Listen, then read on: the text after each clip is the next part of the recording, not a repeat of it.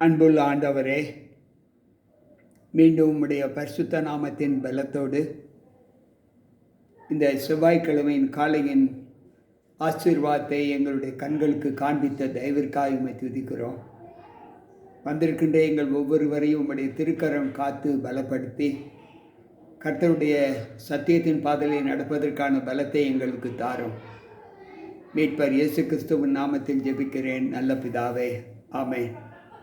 அன்பு பிள்ளைகளே, மீண்டும் கர்த்தருடைய வார்த்தைகளோடு நாம் இணைக்கப்பட்டு இந்த நாளின் ஆசீர்வாதத்தை பெற்றுக்கொள்வதற்கான பலத்தை தேவன் நமக்கு கட்டளையிட்டபடியா வந்திருக்கின்ற உங்கள் அனைவருக்கும் ஆண்டவர் இயேசு கிறிஸ்துவின் நாமத்தின் வாழ்த்துக்களோடு இந்த செவ்வாய்க்கிழமையின் வாழ்த்துக்களை உங்களுக்கு சொல்லி உங்களை வாழ்த்தி வரவேற்கின்றேன். கர்த்தர் நம்மோடு இருப்பாராக. நேற்றைய தினத்தில் யோபு தன்னுடைய மனபாரங்களை சொல்லியதை நாம் தியானித்தோம். அதற்கு பிரதியுத்தரமாக இன்றைக்கு சோப்பார் சொல்லுகிற வார்த்தை என்ன என்பதை இன்றைக்கு நாம் பார்க்க போகிறோம். அவர் சொல்லுகிறார், யோபு, நீ சொன்ன வார்த்தைகளுக்கு மறு உத்தரவாக என் சிந்தனைகள் என்னை சொல்லும்படி ஏவுகிறது. நான் தீவிரித்து சொல்லுகிறேன். நிந்தித்தேன் என்று நான் கடிந்து கொள்ளப்பட்டதை கேட்டேன். ஆனாலும் உணர்வினால் என் ஆவி பிரதியுத்தரம் சொல்ல என்னை ஏவுகிறது. துன்மார்க்கரின் கம்பீர சத்தம் குறுகினது என்பதையும், மாயக்காரரின் சந்தோஷம் என் ஒரு நிமிஷம் மாத்திரம் நிற்கும் என்பதையும் நான் அறிவேன். துன்மார்க்கருக்கு வரக்கூடிய தீங்கு எல்லா விதத்திலும் பாதிப்பை ஏற்படுத்தும் என்பதை நான் அறிவேன். அவர் மனுஷனை பூமியிலே வைத்த ஆதிகாலம் முதல் இப்படிப்பட்ட அனுபவம் இருக்கிறது என்பதை நீர் அறிவீரா? அவனுடைய மேன்மை வானபரியந்தம் உயர்ந்தாலும், அவனுடைய தலை மேகங்கள் மட்டும் எட்டினாலும், அவன் தன் மனதைப் போல என்றைக்கும் அழிந்து போவான்.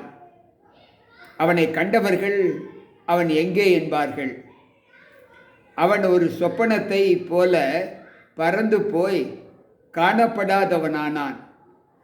இரவில் தோன்றும் தரிசனத்தை போல பறக்கடித்து போவான். அவனை பார்த்த கண் இனி அவனை பார்ப்பது இல்லை.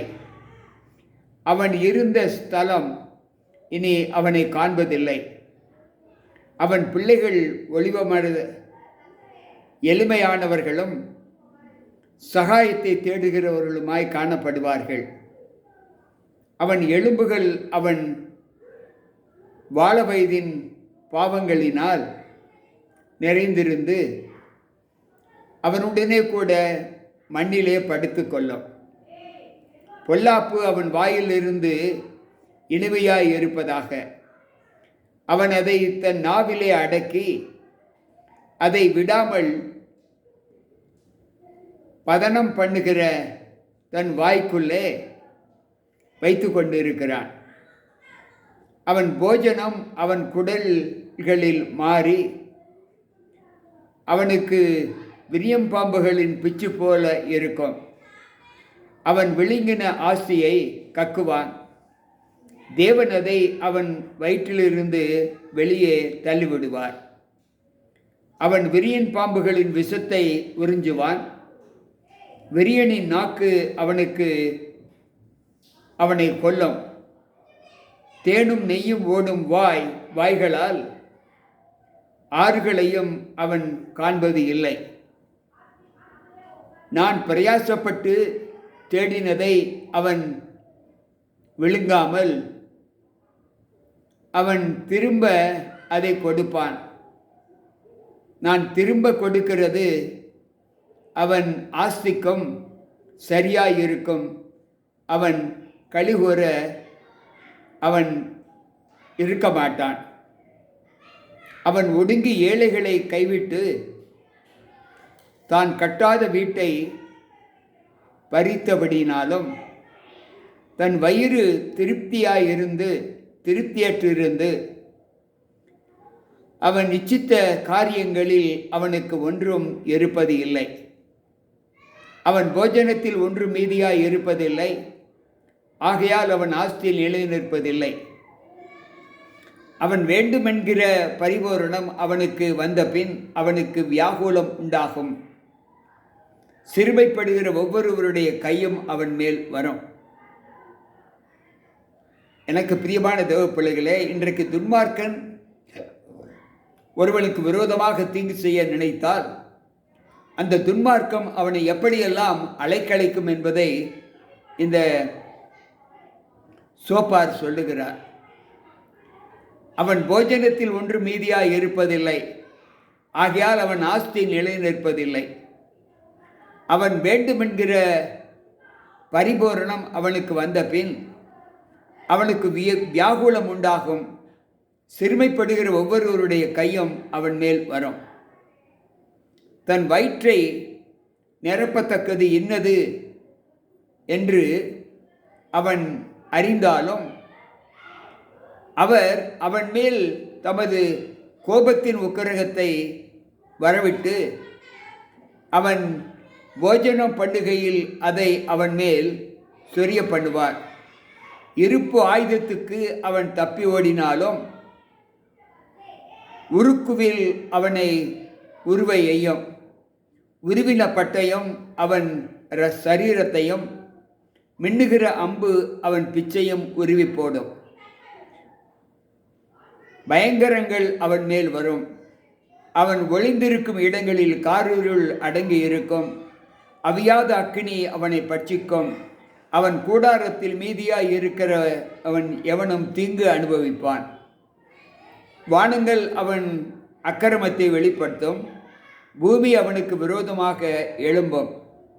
அவன் வீட்டில் சம்பத்து போய்விடும். அவருடைய கோபத்தின் நாளிலே அவைகள் கரைந்து போகும்.